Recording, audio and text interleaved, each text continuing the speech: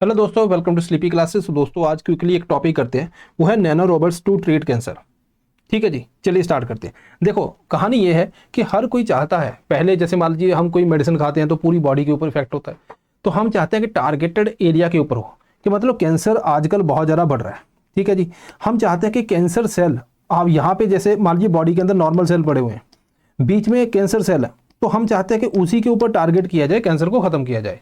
तो precisely targeted हम चाहते हैं। इसके लिए हम टारगेटेड ड्रग डिलीवरी, यहाँ पे नैनो पार्टिकल का हम यूज़ कर रहे हैं। सिमिलरली हम यहाँ पे अभी नैनो रोबोट की बात कर रहे हैं। जनरली क्या होता है कि कोई भी नैनो रोबोट जो है वो जब टारगेट करता है ना कैंसर सेल को, तो उसके आसपास के सेल जो हेल्दी सेल है उसको भी खत्म हो जाते हैं।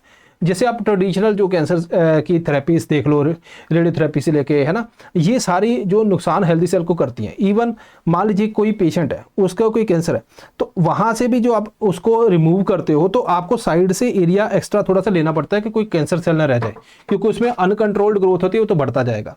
तो चैलेंज क्या है? चैलेंज ये है कि टारगेट एरिया पे पहुंचना है और हेल्दी सेल्स को जो है ना बचाना है। इसीलिए अगर मान लो मैंने नैनो रोबोट बना दिया, अब रोबोट क्या कर रहा है, हमारी ब्लड वेसल के अंदर ऐसे जा रहा है। चलो ठीक है, ऐसे भी आगे कि जो हमारी ब्लड वेसल क्लॉग है उनको भी हटा दिया, लेकिन उस एरिया के अंदर इसको जो है डिलीवरी करनी है ड्रग की। अब वहां पे क्या है कि अगर ये अंदर भी घूमेगा तो हेल्दी सेल को भी है ना थोड़ा सा खराब कर देगा। तो हमें इसकी मूवमेंट को प्रिसाइज कैसे रखें, कंट्रोल कैसे करें? अंदर, ये अंदर घूम रहा है तो हमने ऐसे कान से तो पकड़ा नहीं हुआ कि है ना इधर चल, ऐसा तो नहीं। अब अंदर घूम रहा है तो हम बाहर से कैसे कंट्रोल करें? तो रिसेंटली क्या हुआ, IISc बेंगलुरु ने मैग्नेटिक नैनो रोबोट बनाया। तो मतलब ये हर चीज का सोल्यूशन है। ये कह रहा है कि मैं ड्रग डिलीवर कर दूंगा डीप जो ट्यूमर के अंदर, और वहां पे जो हेल्दी सेल को भी बचा लूंगा। ये कैसे करेगा? यहां पे बेसिकली मैग्नेट कंपोनेंट का यूज किया गया। ये कुछ इस तरह से है कि एक एक्सटर्नल मैग्नेटिक फील्ड दे दी, तो अंदर घूम रहा है तो जैसे जैसे एक्सटर्नल मैग्नेटिक फील्ड जाएगी उसके हिसाब से चलेगा। जैसे मान लो इसकी मैं यहाँ पे देखूं, ठीक है, ये नॉर्मल सेल है, उसको जो है इस तरह से ऐसे बाईपास करके जो है कैंसर सेल के पास जाएगा।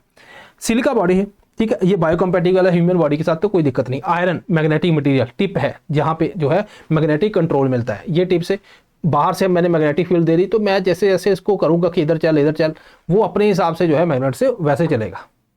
ठीक है, इट इज जस्ट लाइक जैसे हम ये शॉर्ट नहीं बनाते, तो शॉर्ट बनाते तो आपने देखा होगा कि इधर हमारे एक माइक लगा होता है।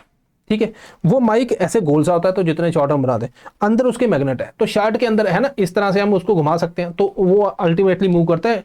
तो ऐसा ही हम एक्सटर्नल मैग्नेटिक फील्ड देंगे तो उसको उसी तरह से जो है ट्रेस करते जाएंगे। अब यहाँ पे जो है नैनो स्विमर है, ड्रग डिलीवरी दे देगा। ठीक है, सरफेस या टिप के ऊपर मैंने आपको बोला कि जो ड्रग लोड कर सकते हैं, मैग्नेटिक फील्ड इसको गाइड कर देगी। ये तो चलो बातें होगी। और यहाँ पे क्या है, और यहाँ पे मैग्नेटिक हाइपरथर्मिया, तो मतलब ये हीट भी प्रोड्यूस कर सकता है, जिससे लोकलाइज जो है कैंसर सेल को हम जो है खत्म कर सके। तो ये भी एक थेरेपी है भाई। हम ये वाली जो है कार्बन नैनो ट्यूब की बात करते हैं। जैसे मान low carbon nano tube future के अंदर ऐसा कुछ आ जाता है, तो हम यहाँ पे अगर ट्यूमर है तो ऐसे इंसर्ट करेंगे कि कोई है ही इतनी थिन, मुझे पता नहीं चलेगा पोर में से कब निकल गई, बाहर से मैं वाइब्रेट करूंगा, अंदर हीट जनरेट करते कि काम हो गया। ठीक है, तो सिमिलरली उसी तरह से जो है हम यहाँ पे इसकी बात कर रहे हैं। सिग्निफिकेंस क्या है? मिनिमल इन्वेसिव है तो ज़्यादा कुछ पता नहीं चलेगा, है ना, तो खून खराबा कुछ इतना है नहीं। टारगेटेड ट्रीटमेंट है, साइड इफेक्ट जो है वो रिड्यूस हो जाते हैं, रिकवरी टाइम पे है, ट्रीटमेंट कॉस्ट जो है लोअर है, और यहाँ पे हेल्दी सेल बच जाते हैं, है ना, ये सबसे अच्छी बात है।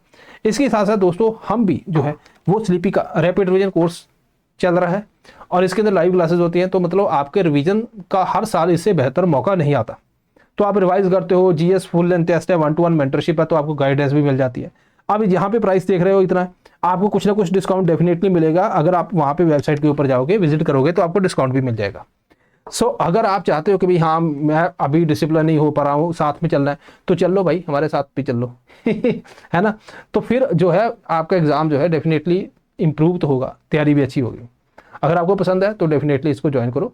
तो मुझे तो पसंद है, तो मैं तो लेक्चर लूंगा इसमें। ठीक है जी, सो दिस इज ऑल, मिलते हैं नेक्स्ट टाइम, थैंक यू।